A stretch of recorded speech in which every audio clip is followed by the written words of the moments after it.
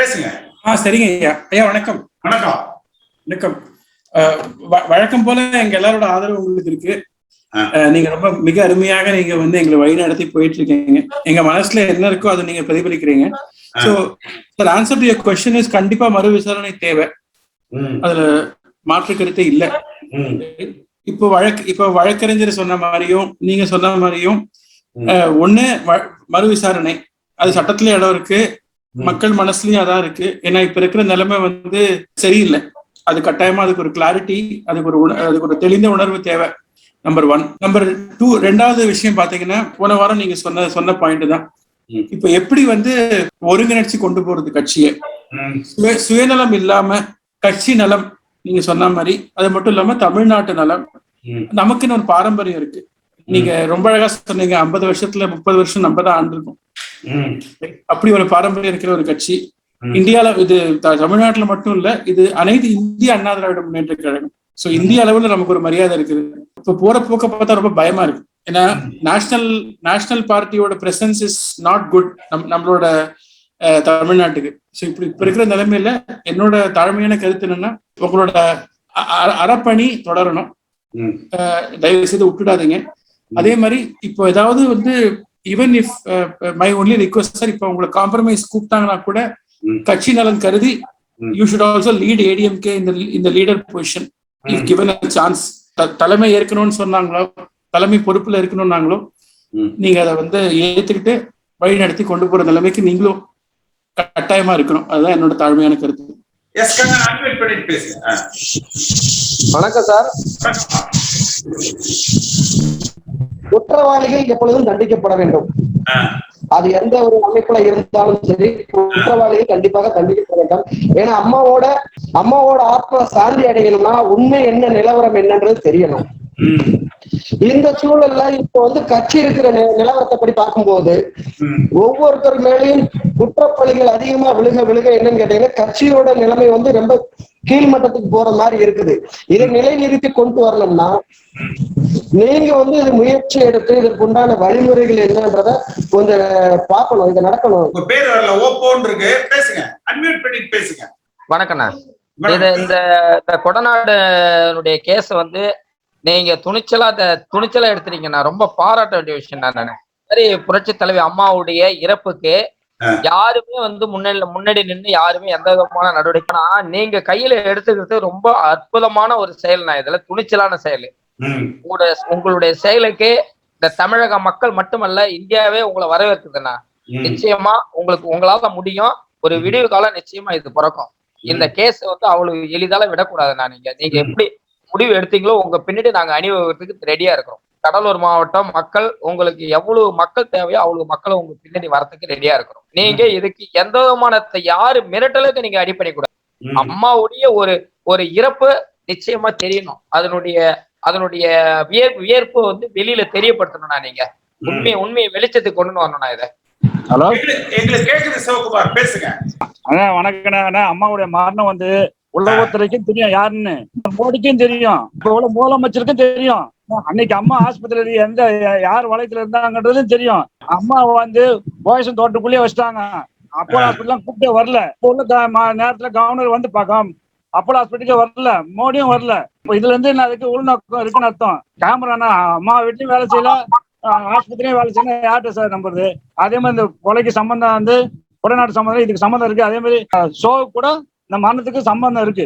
எல்லாம் உள்நோக்கம் தான். அதனாலதான் நம்ம கட்சியில சேர்த்தோம்னா ஒரு ஓட்டு கூட உழுவாது. பாமர மக்கள்லாம் எல்லாம் சொல்லிட்டாங்க, கொடநாடு வழக்குல மேல் விசாரணை வேணுமா வேண்டாமா, அவ்வளவுதான் தெரியும். யார் குற்றவாளி, இவங்களா அவங்களாங்கிறதெல்லாம் அந்த விசாரணை அதிகாரிகள் முடிவு பண்ண வேண்டிய. நம்ம கருத்து, இந்த வழக்குல மேல் விசாரணை தேவையா தேவையில்லையா? என்ன எல்லாம் இருக்குண்ணா. எல்லா விசாரணை தெரிஞ்சிச்சுன்னா இது வெளியேறதுக்கு உள்நோக்கம் பாருங்க. நம்ம ஒரு சட்டப்பூர்வமான நடவடிக்கைகளை பத்தி மட்டும்தான் நம்ம பேசணும். நம்ம கட்ட பஞ்சாயத்தை பேசுற எல்லாம் தெரிஞ்சிருச்சுங்கிறதுக்கு என்ன இல்லன்னா சாதாரண ஒரு கருத்து மேல் விசாரணை தேவையா தேவையில்லையா? அது ஒரு பக்கம் நடத்திட்டேன். மேல் விசாரணை மேல் விசாரணை நடக்கட்டும். ஜமா எழுதிட்டு போவாங்களா? விஜய் பேசுங்க. வணக்கம் சார். வணக்கம். இந்த டாபிக் நீங்க கொடுத்தது வந்து மேல் விசாரணை தேவையா தேவையில்லையான்னு. இப்போ இதுல வந்து நிறைய ஆம்பிகுவிட்டி இருக்குது, நிறைய குழப்பம் இருக்கிறதுனால தேவைன்னு தோணுது. ஆல்ரெடி வந்து டெவலப்மெண்ட்ஸ் எல்லாம் நாங்க நியூஸ்ல கூட ஃபாலோ பண்ணிட்டு தான் வரோம். அவங்களுக்குள்ள என்ன நடக்குது, அந்த கேரளா சேர்ந்த ஒரு ஆள் கூட வந்து பேட்டி கூட கொடுத்திருந்தாரு, நான் கூட பார்த்திருந்தேன். அப்போ இது வந்து அவங்க எல்லாம் சொல்றது பார்த்தாக்கா, இப்ப எனக்கு முன்னாடி பேசினவர் கூட சொன்னாரு, புரியுது எங்களுக்கு ஓரளவுக்கு அப்படின்னு. அதுல ஒரு ரூமர் வந்து எனக்கு தெரியல அது எந்த அளவுக்கு உண்மைன்னு. அவங்க Jayalalithaa madam X chief minister உயிரோடு இருந்தப்போ வந்து எல்லா மினிஸ்டர்ஸ் எல்லா எம்எல்ஏ பத்தியும் ஒரு ஃபைல் மெயின்டைன் பண்ணுவாங்க. அந்த ஃபைல் வந்து சம்மர் கேபிட்டல் அவங்க கொடநாடு மாத்துவாங்க, அப்போ அந்த இடத்துல வச்சிருப்பாங்க அந்த ஃபைல்ஸ் எல்லாம். இப்போ அவங்களுக்கு அப்புறம் யாரெல்லாம் வந்து வந்தாங்களோ அவங்கள பத்தின ஃபைல் ஏதாவது இருக்காங்கன்னு பாக்குறதுக்கு தான் இந்த குரூப்பை ரெடி பண்ணி அமிச்சாங்கன்னு சொல்றாங்க. வந்து யார் சொல்றாங்கன்னாக்கா, ஒரு மூத்த தலைவரே ஏடிஎம்கேல இருந்த ரொம்ப வருஷமா 30 இயர்ஸா இருந்த ஒரு மூத்த தலைவரே சொன்னாரு. அப்ப என்னால அது எப்படி அவர் சொல்றது என்னால இக்னோர் பண்ண முடியாது. ஏன்னா அவர் வந்து அனாவசியமா பேச மாட்டாரு, பொய் சொல்ல மாட்டாரு. எனக்கு அவரை பத்தி அவ்வளவு பர்சனலாவும் தெரியும். அதனால இந்த ரூமர் வந்து எந்த அளவுக்கு உண்மைன்னு தெரியல, அதனாலதான் நான் ரூமர்னு சொல்லிட்டு சொன்னேன். இப்ப இதுக்கு வந்து மேல் விசாரணை தேவையான்னு கேட்டீங்கன்னாக்கா, குழப்பம் தீர்றதுக்கு தேவை. குழப்பம் இல்ல, இவங்க சொல்றது ட்ரூ நம்பக்கூடிய அளவுக்கு இருக்குனாக்கா மேல் விசாரணை தேவையில்லைன்னு தான் தோணுது. நீங்க என்ன சொல்றீங்க சார்? கட்டாயம் இதுல வந்து மேல் விசாரணை தேவை அப்படிங்கிறது என்னோட கருத்து. ஏன் மேல் விசாரணை தேவைன்னா, குறைஞ்சபட்சம் இதுக்கு முன்பு விசாரணை நடந்த பொழுது திருமதி சசிகலா அவர் இடத்துல போய் ஒரு சாட்சியம் எடுத்திருக்கணும், அது கூட இவங்க வந்து எடுக்கல. அப்புறம் பல விஷயங்கள் பாத்தீங்கன்னா ஒரு முழுமை பெறல. அந்த விசாரணை என்பது சட்டப்படி முழுமையாக நடந்திருக்கா அப்படிங்கிறது தெரியல, நடக்கல. அதனால வந்து அது மேல் விசாரணை செய்துவிட்டு மேல் விசாரணையிலயும் எந்த தடயமும் கிடைக்கல, இதுல மேல் நடவடிக்கை தேவையில்லைன்னு கூட டிராப் பண்ணலாம். இவர் ஏன் உடனே குதிக்கிறாருன்னு தான் தெரியல. மேல் விசாரணையை செய்யக்கூடாதுன்னு எந்த வழக்கிலையும் செய்ய முடியாது இல்ல. இப்ப எடப்பாடி பழனிசாமிக்கு ஸ்டாலின் தலைமையிலான இருக்கிற திமுக அரசாங்கம் விசாரித்தா வேணும்னே பழி வாங்குவான்னா, சப்போஸ் மோடி தானே அவருக்கு டேடி, அதனால மோடி தலைமையில இருக்கிற சிபிஐ விசாரிக்கலாம், அல்லது நீதிமன்றத்தை நம்ம நம்பலாம். நீதிமன்றத்துல ஒரு எஸ்ஐடி ஸ்பெஷல் இன்வெஸ்டிகேஷன் டீம் போட்டு அவங்கள விசாரிங்கன்னு சொல்லலாம். அந்த மேத்யூ சாம்வேல் அவர் கொடுத்த அந்த ஆதாரங்களையும் இந்த இப்ப இருக்கிற அந்த குற்றவாளி, ஏன்னா இதுல இன்னொரு விஷயம் பார்க்கணும், அந்த குற்றவாளி சயான் வந்து எடப்பாடி பழனிசாமி சொல்லி செஞ்சோன்னு அவர் சொல்லல, அவர் இந்த கனகராஜ் சொல்லி செஞ்சேன் அப்படிங்கிறாரு. கனகராஜுங்கிறவர் தான் சொன்னாரு எடப்பாடி பழனிசாமி செய்ய சொன்னாருன்னு. ஒருவேளை திருட போறவன் அவனுக்கு பின்னால இன்னும் நிறைய பேர் பின்புலம் இருக்கிறாங்க என்று சொன்னால் இவங்க அதை தைரியமா அந்த திருட்டு நடத்துவாங்க அப்படிங்கிறதுக்காக அவன் அந்த மாதிரி கூட இவருடைய எடப்பாடி பழனிசாமி பேரை தவறா கூட பயன்படுத்தி இருக்கலாம்ல. ஆனா அந்த இடத்துல என்ன கேள்வி வருதுன்னா, அவனை கொண்டு போய் வேலைக்கு சேர்த்து விட்டது யாரு? அந்த வேலையில அவன் இருக்கிற காலகட்டத்துல அவனை மானிட்டர் பண்ணது சசிகலா தானே?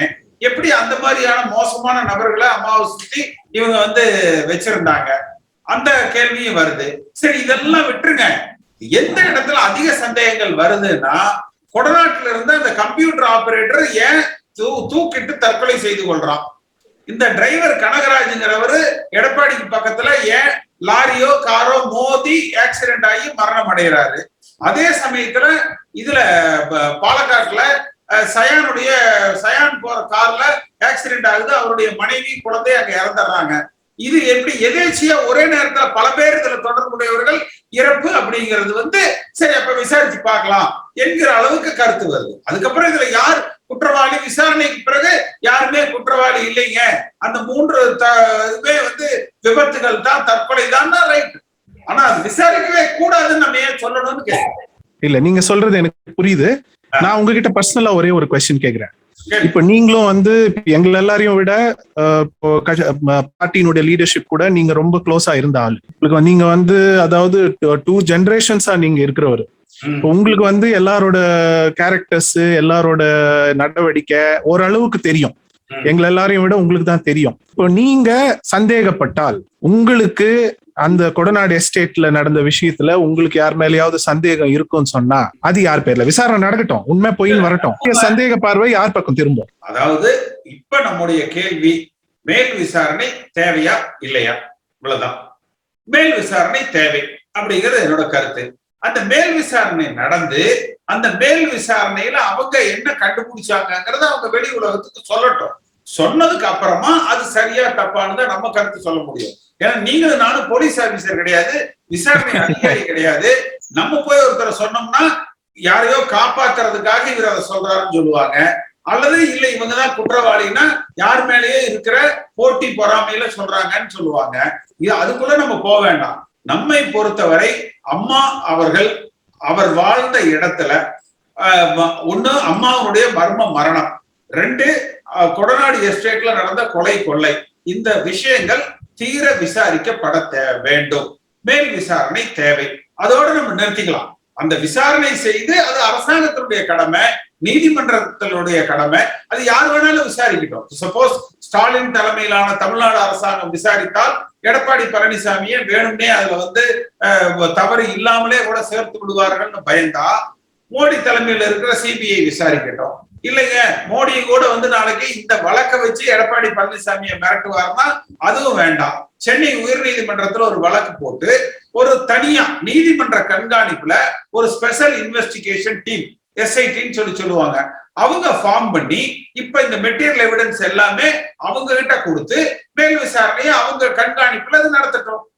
இவ்வளவுதானே. ஆனா விசாரிக்கவே கூடாதுன்னு நம்ம எப்படி சொல்ல முடியும்? அப்ப இதை விசாரிக்கவே வேண்டாம்னா அம்மா மரணத்தில் இருக்கிற மர்மத்தையும் விசாரிக்கவே வேண்டாம்னு சொல்லுவாங்க. அப்ப அப்படி சொல்றதெல்லாம் அம்மாவுக்கு செய்கிற துரோகம் இல்லையா? நீங்க சொல்ற பாயிண்ட் வேலிட் பாயிண்ட் தான். இப்போதைக்கு நம்ம யாரும் கருத்து சொல்ல வேண்டாம். ஏன்னா நீங்க லீடர்ஷிப்ல இருக்கும்போது உங்களோட பார்வை எப்படின்னு நாங்க தெரிஞ்சுக்கணும்னு நினைச்சோம். வெறும் திருட்டு மட்டும்னா சரி, யாரோ திருட்டு பசங்க அந்த டிமானிட்டைசேஷன் பண மதிப்பிழப்பீடு சம்பந்தம். ஆமா ஆமா, நீங்க அனாலஜியும் கொடுத்தீங்க. அதாவது இந்த 3 மரணங்கள் இருக்குது பாருங்க தொடர்ச்சியா. அந்த கம்ப்யூட்டர் ஆபரேட்டருடைய மரணம், அங்க சிசிடிவிகள் எப்படி நிறுத்தப்பட்டது வேலை செய்யாம, கரண்ட் பவர் கட் எப்படி ஆச்சு, அந்த கனகராஜ் டிரைவர் எப்படி விபத்துக்கு உள்ளானாரு, சயானுடைய மனைவி குழந்தைகள் அவங்க எப்படி விபத்துக்கு ஆச்சு, இதை விசாரிக்கட்டும். விசாரிச்சு இது எல்லாமே ஒரு விபத்துகள் தான், எதுல எந்த உள்நோக்கமும் இல்ல என்ற முடிவாச்சுன்னா ஆகட்டுமே, அதனால என்ன. ஆனா விசாரிக்கவே கூடாதுன்னு எப்படி சொல்ல முடியும்? ஆனந்தன் நித்யா சார், நீங்க சொல்றது எல்லாமே உண்மைதான் சார். பட் ஆனா இப்ப விசாரிச்சு மக்களுக்கு எல்லா உண்மையும் சொல்லணும் சார். ஆமா சார். அடுத்த அதாவது ஒரு விபத்து கூட அடுத்தடுத்து நடக்குதுன்னா எப்படி சார் நடக்கும் அது? ஆமா, அந்த மாதிரி விபத்து நடக்கிறதுக்கு வாய்ப்பே இல்ல. லியோ பேசுங்க. அவசியம் இது மேல் விசாரணை தேவை. ஏன்னா இது ரொம்ப நாளா எல்லாருக்குமே ஒரு சந்தேகம் இருந்துகிட்டே இருக்குது. போன முறை எடப்பாடி தலைமையிலான ஆட்சி இருந்ததுனால இது சரியா விசாரிச்சிருக்க வாய்ப்பு இல்லை. அதனால இந்த முறை திமுக பெரிதாக தலையிட்டு இந்த கேஸ்ல ஒன்னும் குழப்பம் உண்டு பண்ணும். நிச்சயமாக மேற்கொண்டு விசாரித்தால் உண்மைகள் வெளிவர வாய்ப்பு இருக்கு. அதனால அவசியம் மேல் விசாரணை என்பது தேவை. எப்படி சார் பேசுங்க. ஆனா நீங்க சொன்ன மாதிரி ஸ்டாலின் தலைமையில இருந்த விசாரணை செய்தால் ஒரு முன்னாள் முதல்வருக்கு பாதகமான ஆண்மைன்னு சொல்றீங்க. மோடி தலைமையில இருக்கிற அரசாங்கத்தினுடைய சிபிஐ விசாரிச்சா அது சாதகமா இருக்கும்னு சொல்றீங்க.